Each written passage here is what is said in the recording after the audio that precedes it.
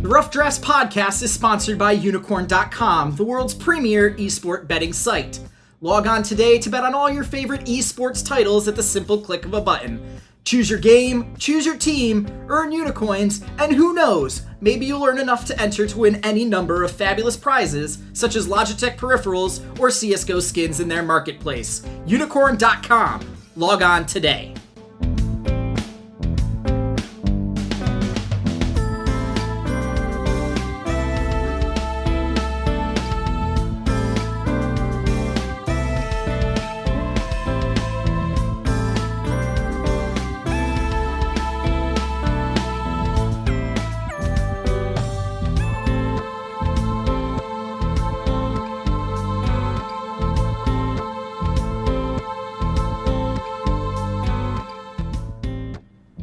Hello, Internet, and welcome back to the final podcast for Group C of the 2016 World Championships. I am Walter Fedczuk. Joining me, above me, is the ever wonderful Chase, RedShirtKing Wassenar. And Chase, as we said on the IMA podcast, you have become quite the connoisseur of Chinese League of Legends. How excited are you for our team today? I love EDG so much. They make me feel all warm and fuzzy on the inside in a way that I didn't even realize. I knew this team was good, right? Like as an analyst of the game, you know, obviously we tend to cover Europe and North America throughout the year. Yeah. I don't watch a ton of China, but I watch enough of China during the year. Like I knew that EDG was doing something special. Mm-hmm. I did not realize just how special this team was until I saw them play in these playoffs. And I went over the VODs a second time and then over the highlights and just over all of the things that make this team work. I think this is the second best team in this tournament.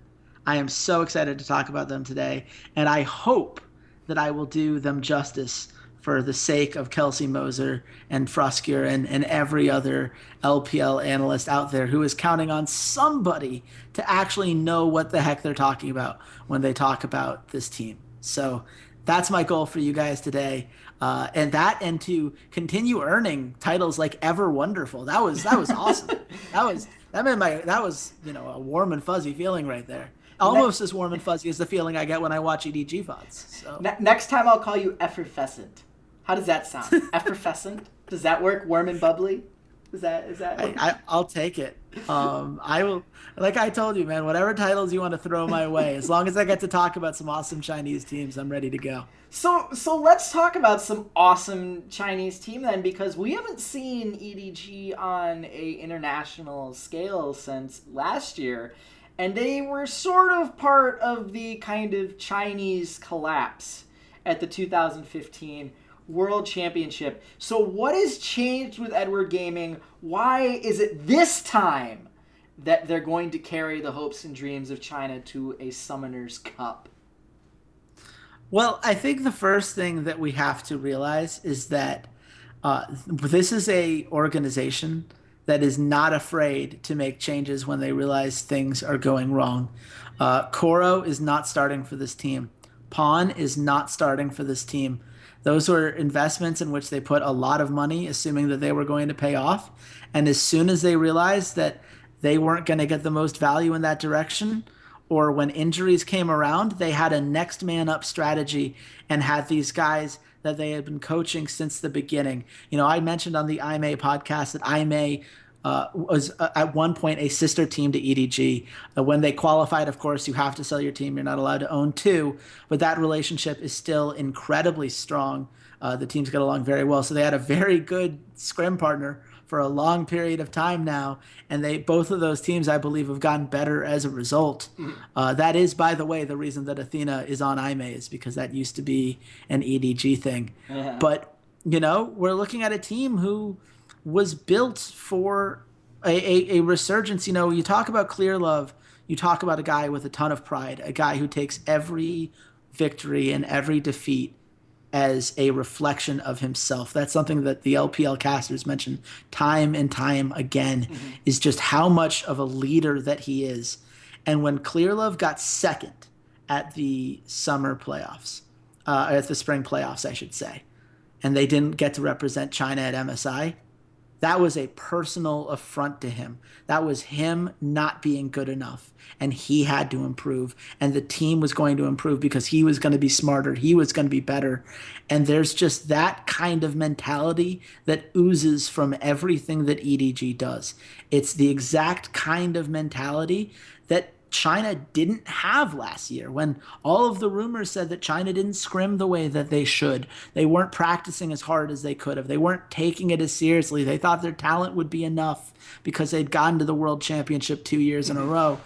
And then last year they had a rude awakening. And funnily enough, EDG was the only team that actually did their job and got through to the group stage. Granted, they were playing an H2K with Lulex on it, and the Taiwanese Bangkok, or sorry, not Taiwanese, the Bangkok Titans from the SCA region, the Southeast Asian region. So maybe not the greatest of all potential threats to them, but this is a team that learned a lot from last year. They learned how it feels to lose 0-3 to a team like Fnatic, and they don't want it to happen again. And they went out and they had a perfect season. They did not lose a single best of 3. They did not lose. They lost 7 maps over the course of the entire split in China. That is including the playoffs, by the way. They were 32-5 in the regular season. Even TSM, as dominant as they were, could not say that. You watch your mouth there. You watch it. I'm just saying, they dominated in a way that we have not seen in China in a regular season in a long time. This is something like, season 4, winter SKT kind of thing, where they just rolled over everybody. And with the exception of that 3-2 semifinals against World Elite, people didn't get close to this team. And when they turn it on and when they're playing to their best, this team is just so much fun to watch. And I'm just so excited that we have the version here with Mouse and Scout, 2 guys that, they went through the regular season and they played around, should it be Koro or Mouse? Should it be Pawn or Scout? And they went with the young guys. They trusted the system that they built, and they have 2 pretty awesome players that are now the pieces that I think were missing when you look at what ended up losing them a little bit last year. So yeah, you bring up the 2 young guns, and obviously for EDG, everyone knows ClearLove, everyone knows the meme about him that Thorin and Froskuren created. Like, we know about that. So tell me a little bit more about Mouse in particular, because this has been the name that I've heard from people that pay attention to Chinese League of Legends, the Froskurens, the Kelsey Mosers, Raz, all those kind of people. That's the name that when they talk about EDG, that's the guy to watch at Worlds. So what can you tell me about Mouse? Why was the decision to go with Mouse over Koro so important for EDG's success? Well, the thing that you need to know about Mouse is that he plays carry top laners. And it is amazing to see what happens in a Chinese team, a region that is already built on being aggressive. If you think there's a 55% chance you can win a fight, even a 50-50, if you think you're more talented than the other team, you're going to take it. Okay. And now you have a guy who is better than most of the top laners that are going up against him, and plays the kind of champions that take advantage of that. Of course you're going to love that. His Echo is beautiful. Echo is my favorite champion. If you guys have been paying attention to the podcast, you guys know that by now. His Echo is one of the best I've seen on the world stage. He is one of the few people who dare to pick Aurelia even on 615, where it is a pure, you are either better than the opponent or you feel really crappy for picking Aurelia, and he crushed in that game. I mean, the guy just, game in and game out has been even or better. And he was doing this, we're not going to ignore the fact that Looper is one of the best top laners in the world right now. Looper is a guy who is going to be one of the biggest things I talk about when I talk about Royal Never Give Up as we get to Group D. And he made Looper look foolish in most of these games. Even while Looper was doing the best that he could. I mean, they're just, when Mouse is on a roll, when they give him resources, he is very difficult to stop. And, it's funny, we say we don't want to talk about ClearLove, but the truth is that a lot of what makes Mouse work is ClearLove and the champions that he's willing to play. We saw that in the losses they had against World Elite, ClearLove was playing champions like Hecarim. When it's slower, you need to focus more on clearing waves, and then you go and once you clear the camps, then you do these later ganks. That's not how this team operates. This team operates when you get an Elise or a Rek'Sai or a Gragas or even a Kha'Zix. His Kha'Zix was legendary during the summer split. You put him on something that can actually make plays, and you set Mouse up with any amount of resources, and he doesn't look back. And he will dominate that lane. He will split push whenever he can. He will be whatever you need him to be in the team fight. I cannot tell you how many great Echo coming in from behind. There was a particular tower dive I remember. I want to say it's game 2 of their series against Royal Never Give Up. It may have been game 1, where they dive the enemy tower. It's about 10 or 15 minutes into the game. He gets the kill onto the jungler and then immediately ease back, gets the kill onto the support, and gets a third kill on the like. It's just an insane number of things that went right on a teleport that we didn't even think was going to be happening, because he was well deep into a lane matchup against Looper, who you usually don't want to let just farm up by himself. Right. He's a guy, they have confidence in him. They trust in him to make those kind of plays. And that, to me, is what makes him scariest of all, is that he is a guy that ClearLove is willing to say, yeah, I'll give you my time and resources. I will let, we can let Deft do Deft things. We can let Mako be the player that he is and let, that bot lane take care of itself. We don't feel a need to play around the bot lane the way we did last year. We can play around you, Mouse. We can even play around you, Scout, every once in a while. But when you open that possibility up, when you no longer have to say the best part of our team is the only way we can win, going back to my favorite phrase, win conditions, EDG's got a lot of them. And man, oh man, is it just fun to watch the number of different ways that this team has found to win games. This roster is stacked.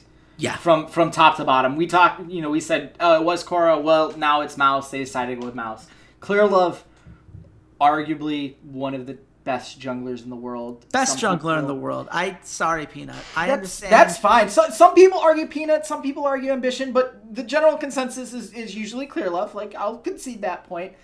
You went from Pawn, who was absolutely ferocious on EDG up until the injury, and they bounced around between Athena, who ended up going to IMA. Now it's Scout, who potentially could be the SKT Jimmy Garoppolo, potentially, maybe. Oh, man. I got to say, just my 30 seconds on Scout, because I know there are more important things about this team to talk about. They played 8 games in the summer playoffs. He played 7 different champions. He won on all of them but Karma and Syndra, and both of those were solid games that were not his fault. The Syndra game was rough. I will say that. But he won a game on Zed. What? Zed was a champion he played and won big. He was 6-3-8 on that champion. So he's Jimmy Garoppolo. Got it. He is. He's won on Talia. His Lissandra is terrifying. He plays this. He at one point teleported in, and Deft had managed. They get the teleport in, get the Deft arrow to land exactly when it does, then double Q the Scun with the Lissandra ult, and the guy was just nuked off the face of the planet before he ever got a chance. I mean, Scout does this all the time like it's just no big deal. He is going to fit in. He had a great Twisted Fate game. He's going to fit in with this meta just fine. And you bring up Deft, the best AD carry in the world, and Mako, arguably the best support in the world, maybe too. He's pretty damn good. So with all this star power, with as good as every one of these players are, give me the weakness. Give me the Achilles heel.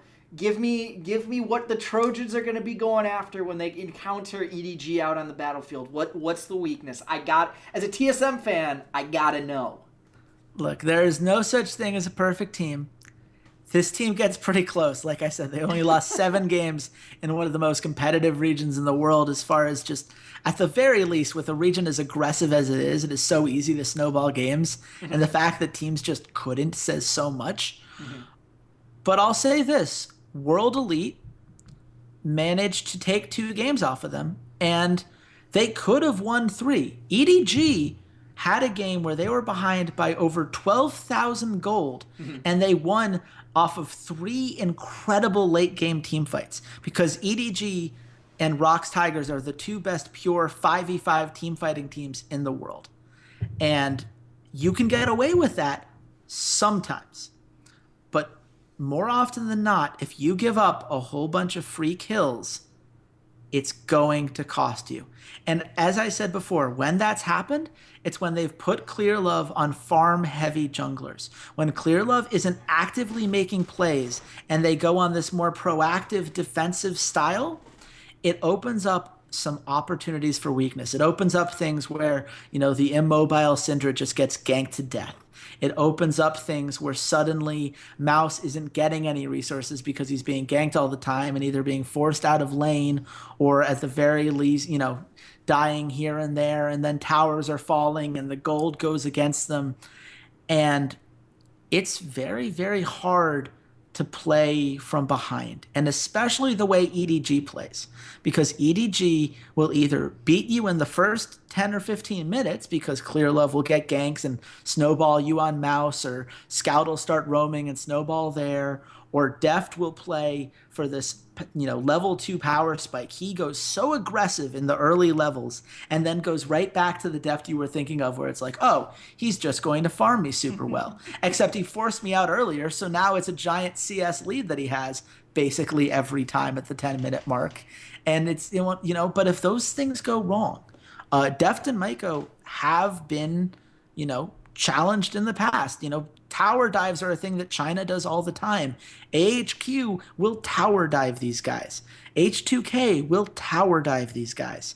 And so if ClearLove is playing this more passive style, if you try to dictate the pace, that's the best chance you have. But I will tell you this, you better have that game wrapped up by the 30-minute mark, because if you do not, EDG will win that team fight almost every time. Their team fighting is immaculate. ClearLove, their shot selection that he, whatever calls he's making, it's so pinpoint accurate. It's honestly downright terrifying. I don't know how they can get that many calls right every time when they make these team fights. Even in the games they lose, they make these trades that are scary. I'm like, you should not be getting, 2 for 3s or 2 for 4s when you're down by 15,000 gold. This should be a wipe that costs you the game. How are you still playing? How is this still happening? But they do it because they team fight better than just about anybody in the world. And if you're going to challenge that, you have to challenge them early, and you never look back, because any amount of hesitation, and Deft and ClearLove and Scout and Mouse, all these guys are going to get this giant smile on their face, and they're going to be ready to 5v5 you. And I mean, good luck. I'll say good luck to those of you who want to try to play this team head on. So, in the groups, do they lose a single game? Maybe. Maybe. I say maybe. And I say maybe because what is the weakness I just said? Well, diving them a lot, snowballing an early game. You know who loves doing that? AHQ, my boy Westor. That is exactly what they love to do. Now, are they going to be able to win the team fights afterwards if they don't snowball quickly enough? No. Heck no. But Ziv can keep up with Mouse in the right situation. Mountain can do enough to keep ClearLove off the back. If they win the pick and ban phase, which I think Backstairs is good enough as a coach to do that. He's not quite as good as Aaron, but, Chinese teams have in the past struggled early on in the world stage to, understand the meta right away, or sometimes they'll pick weird picks like, say, remember Skarner from last year? That was a thing that they thought was a good idea. No, it was not. So there's a chance in that regard that they drop a game. I don't think there's any chance that they drop 2. I think H2K or AHQ could have the everything goes right game, and EDG has that one loss because they didn't take the opponent as seriously as they needed to. And then they'll just go in full on crazy mode. And for those of you who are right now sitting back and saying, oh ho ho, look at the guy who's talking about how awesome China is. Haven't they forgotten what happened at Worlds last year? To them, I say, haven't you forgotten that Season 3 and Season 4 had a Chinese team in the finals at the World Championship? Let's not forget that up until last year, China was more dominant than any of the other regions that you're going to try to name at me. And in the last 3 years, there have only been 2 regions to make it to a finals, Korea and China. So until any of your other regions step to that, don't talk to me about China not being able to perform on a world stage. I'm tired of hearing it. I'm not going to listen to it. Don't even bother. Don't come at me with that weak sauce. That's all you're saying. Don't come at me, bro. This EDG team absolutely could win a world championship. They are strong enough to do it. And this is the first time I felt that way about a Chinese team since probably Season 3. And that was because we didn't quite know how good Faker was yet. We knew we'd had one amazing split and that one amazing series against KT Roaster, but we didn't know exactly how good. Mm-hmm. This team is incredibly strong. And if everything goes right for them, I mean, if they get a lead, I don't know what you're supposed to do. Maybe the Rocks Tigers do. No Faye, I'm sure, is scouting it out. I'm sure Faker is looking at this and saying, there's got to be a way I can mess with Scout's champion pool, because as deep as it is, no one's is as deep as Faker's is. But man, oh man, I love this team. I went into this skeptical that they could be as good as advertised, and I think they're honestly now underrated by the, let's say, Western fan base. I'm not going to say analysts, because most analysts know better. You don't have a perfect season in China without doing a lot of stuff absolutely right. But West, meet your new potential overlords. This team has it in them. They should scare you more than most teams at this tournament will. And I'm so glad that I get to watch more of them at Worlds, because they are just a joy to watch. Well, Chase loves EDG, and we hope that you loved us and that we were a joy to watch and to listen to. And if you want to catch the rest of our stuff, we've gone through groups A, B, and now C. It's as easy as 1, 2, 3. And we're going to come back tomorrow with Group D on both the YouTube, the SoundCloud, and even the iTunes channel. So while you're here, go ahead and hit subscribe on one of those 3 channels. On YouTube, you can find us just by looking up Rough Drafts Podcast. And on SoundCloud and iTunes, look up the Esports Rough Drafts Podcast. And you can always tell us why loving EDG is such a blessing and why you are ready to bow down to our potential Chinese overlords on Twitter at the Rough Drafts Podcast. You can also find us on Facebook as well. Just look up the Rough Drafts Pod. Chase, where can the good folks at home find you if they want to bask in your admiration of EDG? If you want to hear me talk about what will undoubtedly be my favorite mouse of all time, you can find me at RedShirtKing. Even above Mickey and Mighty Mouse. But you guys can find me at Ceades_LOL. Look, if Mickey Mouse wants to play Echo, I'll put him back into consideration. That's all I ask, man. Just you can do it, Disney. Make it happen. I feel like those rights are just too expensive even for Disney.